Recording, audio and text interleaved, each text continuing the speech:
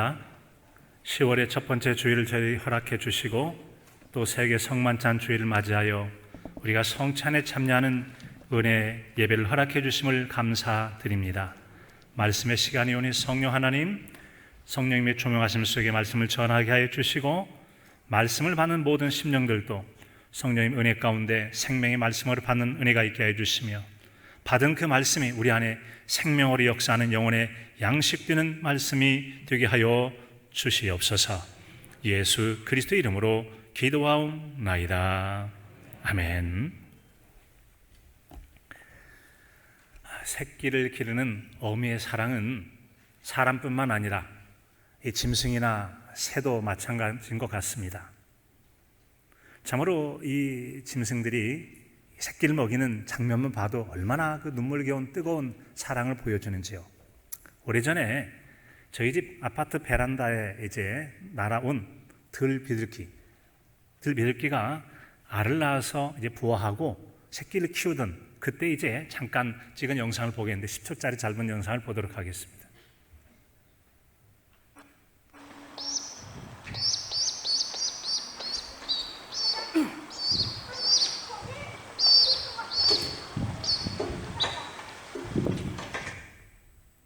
이 어미가 새끼에게 먹이를 먹이려고 야생에서 먹이 활동을 하잖아요. 먹은 것을 자기 위 속에 넣어오죠. 그래서 이제 새끼에게 사람이 손으로 가져다 주듯 배 속에서 토해내는 겁니다. 입을 쫙 벌리면 딱 부리 사이에 넣고는 그냥 계속 달라고 합니다. 잭잭잭잭. 그러다가 또 가만히 있으면 가슴을 툭 찌면 다시 또 막 몸을 틀어가면서, 자세히 보니까 또 눈물도 나는 것 같아요. 막 몸을 틀어가면서 토해내는 겁니다. 토해서 먹이고 토해서 먹이고. 이런 모습을 바라보면서 여러분 그 어미의, 새끼를 사랑하는 어미의 그 헌신적이고 뜨겁고 여러분 열정적인 그런 모습들을 보았습니다. 우리가 미물로 여기지 않습니까? 사람에 비해서 작고 하찮은 존재를 미물이라고 하는 건데 일반적으로 짐승을 가리켜 말할 때 미물이라고 하죠. 미물이라 여기는 저런 여러분 새 한 마리도 새끼를 먹이려는 저런 몸부림침과 여러분 토해내서 먹이는 이런 모습을 바라보면서 그 눈물겨운 모습을 바라보면서 우리 삶이라는 걸 한번 되돌아보게 됩니다.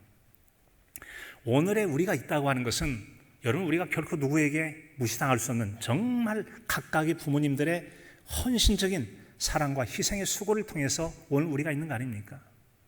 그런 것처럼 우리의 신앙도 마찬가지죠.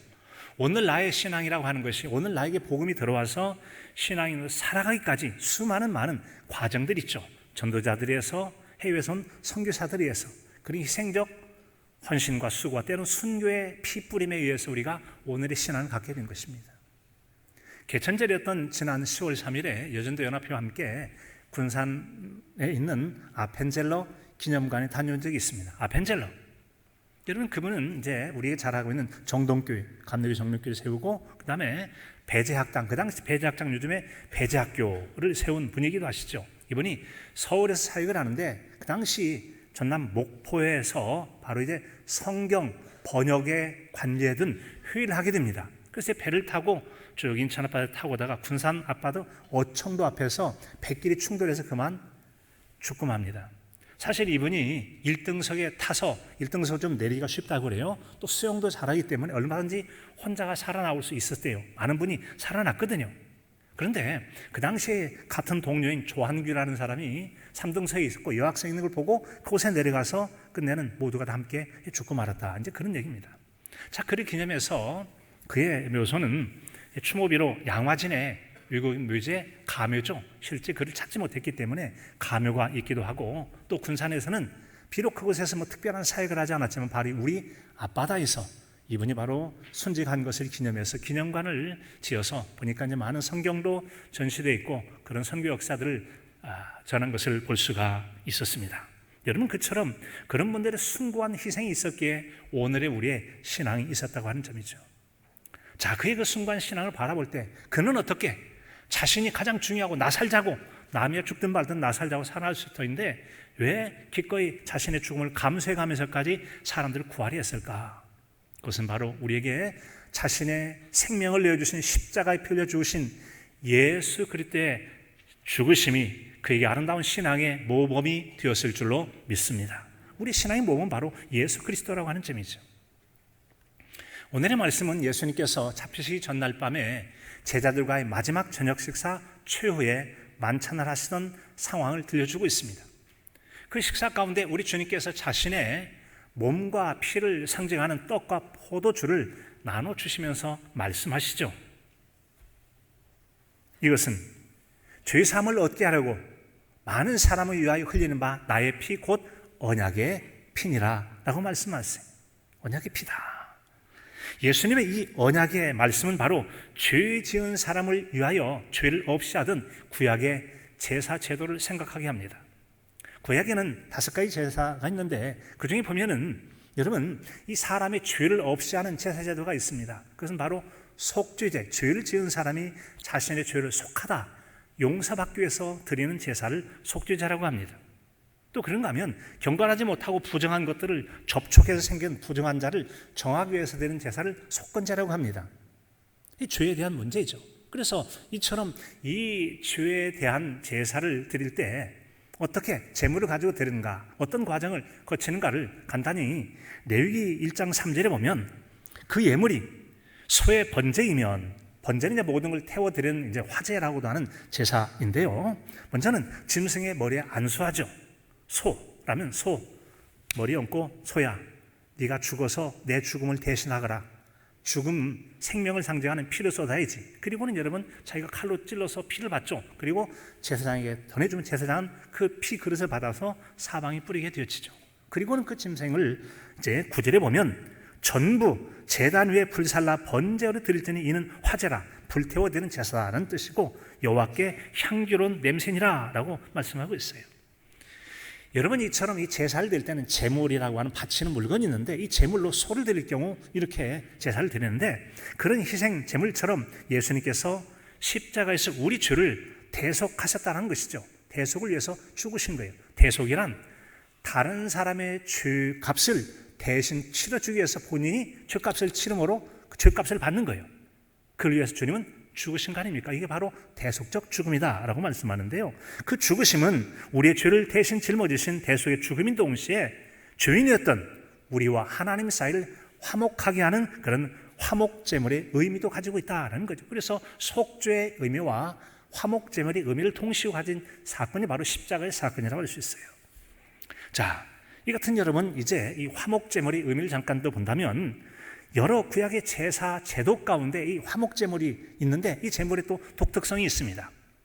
일반적으로 제사의 제물들은 먹지 못합니다. 그런데 이 제물을 더불어 사람들이 나누어 먹는 제물 중에 하나가 바로 화목제물이라고 하는 것이죠.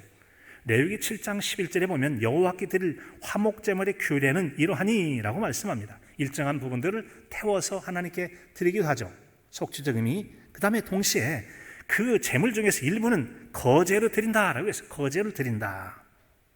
그래서 이 거제로 드린다는 얘기는 이따가 성찬 때도 뚝을 들어 우리 주님께서 축복하시고 하는 것처럼 들고 또 감사히 기도하시고 하는 것처럼 잔을 들어서 제가 잠깐 상징적 표현을 할 것입니다. 거제란 하나님 받으시옵소서라고 하나님께 들어올리는 거죠. 요제는 흔들어 드리는 거 그런 거예요. 그런 것처럼 들어올린 다음에 이 몫을 제사장의 몫으로 돌리라라고 성경에 기록되어 있죠. 화목제의 피를 뿌린 제사장들에게로 돌릴지니라 라고 거제의 몫을 주죠. 그런가 하면 나머지 고기는 어떻게 하느냐? 이것이 바로 일명 잔치가 되는 거죠. 화목의 잔치가 되는 것은 감사모로 드리는 화목제물의 고기는 드리는 그날 먹을 것이요 라고 해서 제사 중에 함께 떡을 나누는 그런 잔치가 있어요. 그게 바로 화목제물이라고 하는 것입니다. 그런데 이 같은 제물도 일정한 규정이 있어요. 기본적으로는 그날 먹어라 라는 거예요. 자, 소를 하나님께 제물로 드렸어요. 아무리 배가 크다고 해도 그 여러분 고기를 혼자 다 먹어요? 못 먹어요? 못 먹죠. 그럼 어떻게 하죠? 그날 다 먹으라고 하니까 지역 사람 많은 사람을 초청하고 함께 먹지 않으면 안 되는, 그래서 화목의 잔치를 벌이는 겁니다. 그런데 이제 여기서는 예외적으로 하루를 더 먹게 해주기도 해요. 그 제물의 고기가 이제 서원이나 자원하는 것이면 그 제물을 드린 날 먹을 것이요 그 남은 것은 이튿날에도 먹더라고 해서 예외 규정으로 이튿날까지 먹어요. 그러면 3일날째 이 너무 많기도 하고 사람이 다 나서 3일째 되면 어떻게 하지? 먹으면 안 돼요. 태워 없애야 돼요. 이렇게 말씀해요. 셋째 날에는 조금이라도 먹으면 그 제사는 기쁘게 받아들이지 않을 것이라 드린 자에게도 예물답게 되지 않고 도리어 가증한 것이 될 것이요 그것을 먹는 자는 죄를 짊어지느니라. 일정 규정이 있어서 그 이상은 금했다. 또 하나의 규정이 있습니다. 아무나 화목제물을 참여할 수 있는 게 아니다라고 말씀해요. 금지 규정이 있죠. 19절에 보면 그 고기가 부정한 것에 접촉했을 때 불사르라. 고기는 깨끗한 자만 먹을지니라. 깨끗한 자만 먹을지니라. 몸이 부정한 자가 여호와께 속한 화목제물의 고기를 먹으면 그 사람은 자기 백성 중에서 끊어질 것이요 만일 누구든지 부정한 것, 곧 사람의 부정이나 부정한 짐승이나 부정하고 가증한 물건을 만지고 여호와께 속한 화목제물의 고기를 먹으면 그 사람도 자기 백성 중에서 끊어지리라. 이것은 이제 고린도전서 11장에 가게 되어지면 아무나 먹지 말라. 예수 그리스도의 십자가의 복음의 비밀을 알고 구속의 은혜를 알고 우리를 말하면 세례받은 성도들이 신앙 고백 가지고 그것도 속죄에서 오늘 자기 마음의 분노나 미움이나 죄악을 품는 자 먹지 말라고 금지하고 있습니다. 그래서 정한 자, 깨끗한 자만 먹을 것을 말씀하고 있죠. 그래서 이처럼 먹고 마실 것을 말씀하시면서 성경은 말씀하기를 누구든지 주의 떡이나 잔을 합당하지 않게 먹고 마시는 자는 주의 몸과 피에 대하여 죄를 짓는 것이라. 사람이 자기를 돌아 살피고 그 후에야 이 떡을 먹고 이 잔을 마실지니 주의 몸을 분별하지 못하고 먹고 마신 자는 자기의 죄를 먹고 마시는 것이라 라고 말씀하고 있습니다. 그래서 예수님의 살과 피를 나눈 성찬에 대한 성경적 건강한 지식을 가지고 교인은 예식을 집례하고 성도는 그 예식에 참여해야 할 것을 우리에게 말씀해 주시죠. 그래서 성찬하기 전에 하나님 저의 죄악을 용서해 주시오. 다시 한번 성결한 마음으로 참여하기 위해서 우리가 예식을 집례하게 되죠. 여러분 이처럼 예수님의 성찬의 예식이라고 하는 것은 주님의 살을 상징하는 떡을 먹고 피를 상징하는 포도주는 마셔요. 주님께서 십자가에 달리시고 죽으시기까지 채찍질이 당하심으로 살점이 떨어지고 가시관에 살이 찢기고 못 박히고 창이 찔리고 해서 몸이 상하셔요. 주님의 육신의 몸을 상징하는 떡을 함께 먹고 마심으로써 우리는 그 일을 기념하는 거죠. 뿐만 아니라 찢기고 상한 곳에 흘리신 예수 그리스도의 피를 생각하는 거죠. 고난, 감사를 생각함으로 우리는 그 예식에 참여하게 될 것입니다. 그래서 이처럼 우리의 죄를 용서받는 의미의 속죄의 의미와 함께 하나님과 우리를 화목하게 하는 화목의 의미가 있습니다. 만약에 속죄적 의미만 가지고 있으면 성찬 우리가 나눠 먹을 수가 없죠. 다 번제로 태워서 화제로 드려서 냄새로 하나님께 영광을 돌려야 돼요. 그런데 우리가 이제 주님의 살과 피를 상징하는 떡과 포도주를 서로 먹고 나누죠. 이것이 바로 화목제적 성격을 가지고 있죠. 이에 대해서 요한일서 4장 9절 10절에서는 우리에게 이렇게 들려줍니다. 하나님의 사랑이 우리에게 이렇게 나타난 바 되었으니 하나님이 자기의 독생자를 세상에 보내심은 그로 말미암아 우리를 살리려 하심이라. 사랑은 여기 있으니 우리가 하나님을 사랑한 것이 아니요 하나님이 우리를 사랑하사 우리 죄를 속하기 위하여 죄 용서받게 하기 위하여 화목제물로 그 아들을 보내셨음이라. 보내셨음이라. 아멘. 화목제물이란 죄로 인해서 깨진 하나님과의 인간과의 관계를 회복하기 위하여 드린 제물. 그래서 속죄의 의미와 화목의 의미를 동시에 가지고 있다는 점이죠.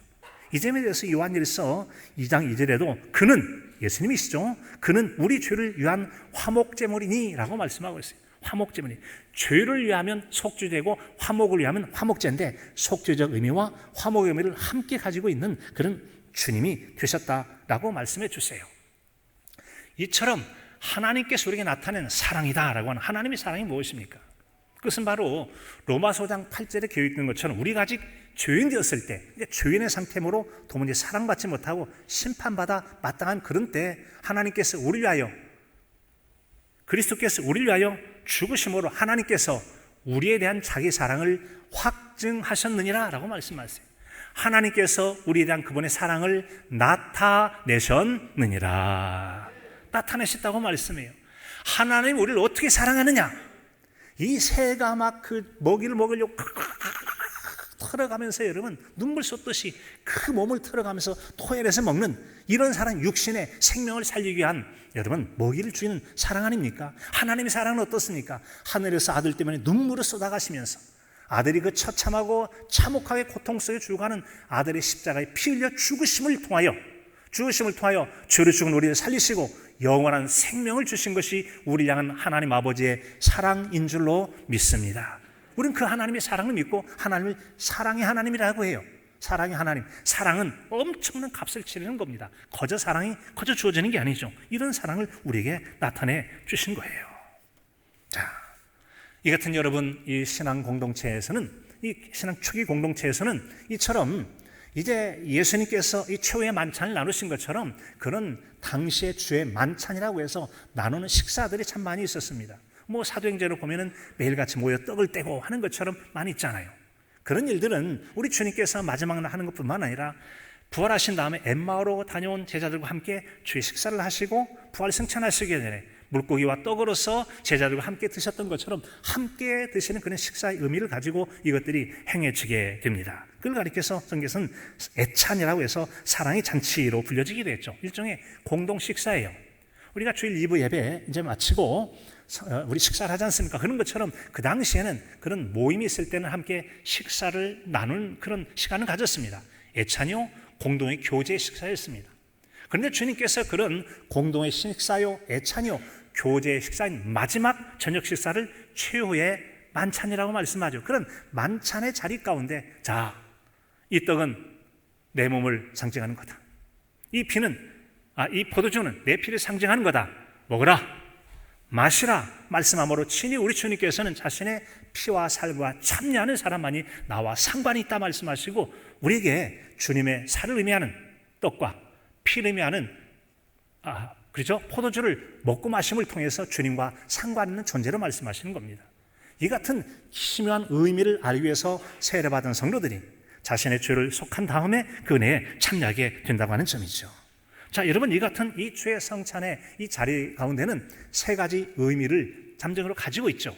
첫째는 속죄의 의미로 말한다면 과거 우리 주님께서 단 한 번으로 끝내신 거듭 반복되던 짐승의 제사를 끝내버리시고 죄 없으신 자신의 몸을 제물로 드려서 한 번으로 인간의 죄를 없이 하는 대속의 죽음을 죽으신 십자가의 사건, 십자가를 기억하는 것입니다. 과거의 사건의 의미를 기억한다는 의미에서 과거적 의미를 가지고 있죠. 그런가 하면 함께 우리가 더불어 식사를 나누듯이 서로 주님의 살과 피를 상징하는 성찬의 참여함을 통하여 함께한다는 현재적 의미가 있습니다. 그런가 동시에 지금 우리가 먹고 마시는 이것은 일종의 잔치의 떡을 먹고 마시고 포도주를 마심과 같은 것으로서 장차 있게 될 미래적 우리 주님께서 이 땅에 재림하시면 하나님 나라가 이른 임한 하나님의 나라 가운데 이를 그 천국 잔치에 참여하는 미래적 잔치, 완성된 잔치를 예표적으로 우리가 끌어다가 오늘 경험하는 사건이 뭐로 과거와 현재와 미래적 의미를 세 가지 의미를 동시에 가지고 있다는 점이죠. 그 의미를 좀 더 살펴본다면 과거적 의미, 성찬으로서 과거적 의미라고 하는 것은 우리에게 회상 혹은 기억의 의미를 가지고 있습니다. 예수님은 반복의 십자가에 달려 죽지 않으십니다. 한 번의 사건으로서 영원히 그 죄를 해결한 영단번의 은혜를 베풀어 주셨기 때문에 거듭 반복하지 않고 그 일을 어떻게 하느냐? 기억하고 기념하는 것입니다. 이를테면 여러분, 가정 안에 결혼한 부부가 있어요. 결혼과 부부할 때 결혼의 서약을 딱 했습니다. 결혼 서약한 다음에 세월 지났다고 나 몰라 이제 그거 까먹었어 이제 아무리 새로 살아 그러면 안 되죠. 여러분, 처음에 그것은 결혼 생활이 유지되는 동안에는 그 처음 서약이 세월이 지났다고 흐지부지하면 안 된다는 거죠. 마찬가지입니다. 그것을 또 결혼 서약하고 또 결혼 서약하겠습니까? 뭐 기념으로 한번 할 수는 있을지 모르겠습니다만 그럴 수는 없는 거죠. 그래서 과거의 십자가적 사건을 회상한다, 기억한다. 그래서 그래, 지금 내가 이 먹는 떡은 나를 위하여 찢기신 주님의 살을 의미하는 거야. 십자가를 깊이 회상하는 거죠. 뭐를 위해서? 나 같은 죄인 살리려고 죄값 치러주시는 희생의 죽음, 고통의 죽음이 있었어. 잔을 마실 때 주님의 피 흘리심을 묵상함을 통해서 과거의 사건을 회상하는 의미를 가지고 있다. 이것이 바로 성찬의 과거적 의미를 가지고 있다고 하는 점이죠. 또한 여러분, 이처럼 우리가 이 과거적 사건들을 오늘로 이제 기념해서 지켜갈 때 그것이 바로 현재적 의미를 갖게 되는 거죠.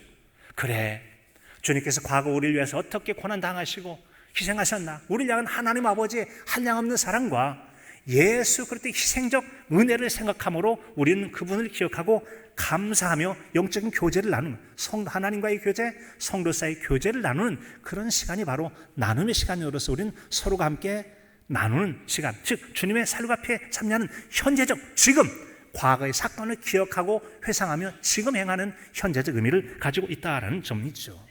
그래서 우리는 이와 같이 이제 과거의 것을 현재로 기억하는 것을 아남네시스라고 하고, 미래적 사건을 끌어당기는 것을 이제 폴랩시스, 미래 일들을 현재화하는 이제 그런 의미를 가지고 있어요. 그래서 이제 마지막 세 번째는 바로 미래 일들을 우리가 기억하는 거죠.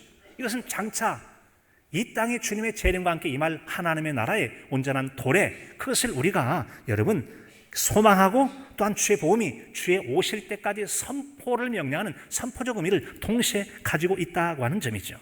그래서 우리는 이제 예수님은 하나님 나라의 큰 잔치라고 말할 수 있는, 이제 주님께서 임하실 때 그때까지 내가 포도주 마시지 않겠다, 그 얘기는 주님 오실 때 함께 나눈다라는 것을 우리에게 들려주고 있죠. 그래서 성찬식은 주의 죽으심을 오실 때까지 전하는 것이다 라고 해서 주의 오실 때까지 주님의 이 십자가에 피 뿌리시고 죽으심과 다시 삶으로 말미암아 속죄와 부활의 생명을 불어넣으신 이 생명복음을 계속 전해야 될 것을 우리에게 과제로 들려주고 있다는 점입니다. 말씀을 정리하려 마치려 합니다. 사랑하는 성도 여러분, 우리 주님께서는 잡히시기 전날 밤에 제자들과 함께 모여서 식사를 하십니다. 식사 자리에서 그분은 친히 자, 이것은 내 몸이다, 이것은 내 피다, 이것을 먹고 마시라라고 말씀함으로 주님의 살과 피에 참여하기를 우리에게 명령하셨어요. 그리고 주의 오실 때까지 주의 복음을 전파하라고 말씀해 주셨습니다. 우리가 성찬에 참여할 때 이 의미를 과거의 사건을 회상함으로 과거와 연결되나, 이걸 오늘 함께 나누는 현재적 은혜를, 그리고 미래에 있게 되어질 천국잔치를 미리 맛보는 미래적 의미를 함께 마음에 품고 은혜를 더하는 복된 성찬의 시간이 될 수 있기를 간절함으로 축복합니다. 존귀하신 아버지 하나님, 주의 허물로 죽은 저희를 살리시려고 아들 예수 그리스도를 십자가에 내어주신 희생 제물이